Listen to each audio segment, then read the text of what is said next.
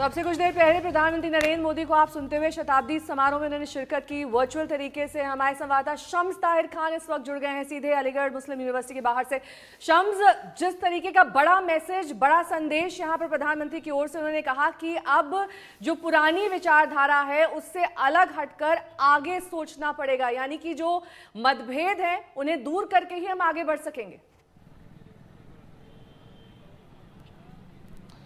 जी बिल्कुल नेहा, देखिए करीब जो 34 मिनट का पूरा प्रधानमंत्री का जो भाषण था, हालांकि उसमें एक चीज़ ये थी कि बहुत सारे लोग इस उम्मीद में थे कि किसी पैकेज की घोषणा होगी, ऐसा तो नहीं हुआ। लेकिन कुल मिलाकर मैं अगर ये कहूँ कि पिछले जो 24 घंटे से मैं यहाँ हूँ और जिस तरीके की एक उम्मीद की जा रही थी, एएमयू की शक्ल, एएमयू के चेहरे को लेकर हाल के सालों में जिस तरीके से तमाम विवादों में घसीटा गया, लेकिन ये जो पूरा भाषण था और जिस तरीके से एएमयू के 100 साल के इतिहास पर नजर डालते हुए प्रधानमंत्री ने सारी बातें की, किस तरह के समाज की मुख्यधारा और समाज के साथ जुड़ने की बातें हैं, वो कहीं ना कहीं अगर इस पूरे मैसेज, इस पूरे भाषण को आप 34 मिनट को देखें तो मुझे जो एक चीज़ समझ में आती है वो यही है कि एएमयू को लेकर लोगों का नजरिया बदलेगा। ये एएमयू के लिए बहुत अच्छी चीज़ है और एएमयू का जो 100 साल पहले जन्म हुआ था जिस मकसद के लिए, वो थी शिक्षा और तालीम, शायद वो चीज़ें ढर्रे पे वापस लौटेंगी और उसी पे फोकस होगा, न कि इन चीज़ों से हटकर जो बाकी चीज़ों में विवादों में घसीटा गया था।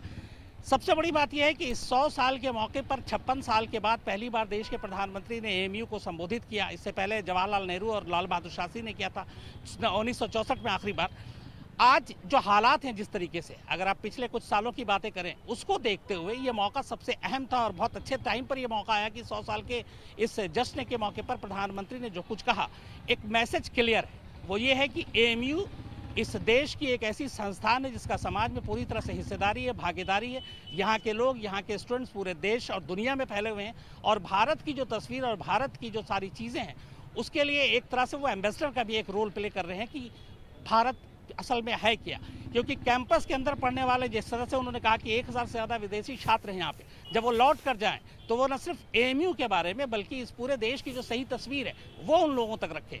तो कुल मिलाकर इस भाषण को हमें इस तरीके से लेना चाहिए कि खासतौर पर एएमयू की जो छवि थी, जिसे लगातार दागदार करने की कोशिश की गई हाल के सालों में, शायद इस 34 मिनट के भाषण के बाद ये चीज़ें बदलेंगी। बहुत बहुत शुक्रिया शम्स इस तमाम जानकारी के लिए आपका। तो आपसे कुछ ही देर पहले प्रधानमंत्री को आपने सुना, उन्होंने कहा कि मतभेद को दरकिनार करें, आगे विकास की परिदृश्य से आगे बढ़ें और जितनी भी पुरानी चीजें हैं उसे भूल जाएं ताकि ये देश एकजुट होकर काम कर सके। जब हम बात करते हैं तो उसके मूल में भी यही है कि राष्ट्र के, समाज के विकास को राजनीतिक चश्मे से न देखा जाए। हाँ, जब हम इस बड़े उद्देश्य के लिए साथ आते हैं तो संभव है कि कुछ तत्व इससे परेशान हो। ऐसे तत्व दुनिया की हर सोसाइटी में मिल जाएंगे। ये कुछ ऐसे लोग होते हैं जिनके अपने स्वार्थ होते हैं। वो अपने स्वार्थ को सिद्ध करने के लिए हर हथकंडा अपनाएंगे, हर प्रकार की नेगेटिविटी फैलाएंगे। लेकिन जब हमारे मन और मस्तिष्क में नए भारत का निर्माण सर्वोच्च होगा तो ऐसे लोगों का स्पेस अपने आप में सिकुड़ता जाएगा। साथियों, पॉलिटिक्स इंतजार कर सकती है, सोसाइटी इंतजार कर सकती है, देश का डेवलपमेंट का इंतजार नहीं कर सकता। गरीब समाज के किसी भी वर्ग का हो वो इंतजार नहीं कर सकता। महिलाएं, वंचित, पीड़ित, शोषित विकास का इंतजार नहीं कर सकते।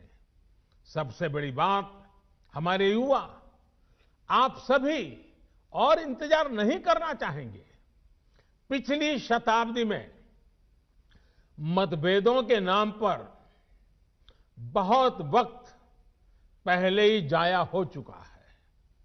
अब वक्त नहीं गंवाना है।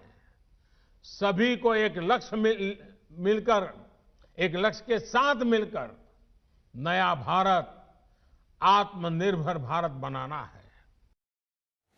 तो बड़े लक्ष्य के लिए काम करना होगा, लेकिन साथ ही प्रधानमंत्री ने यह भी कहा कि अपने छवि और सम्मान को बनाए रखना एएमयू की भी जिम्मेदारी है। वक्त एक ब्रेक का, देखते रहिए आज तक। नमस्कार, मैं हूं अंजना ओम कश्यप। हमें उम्मीद है ये वीडियो आपको पसंद आया होगा।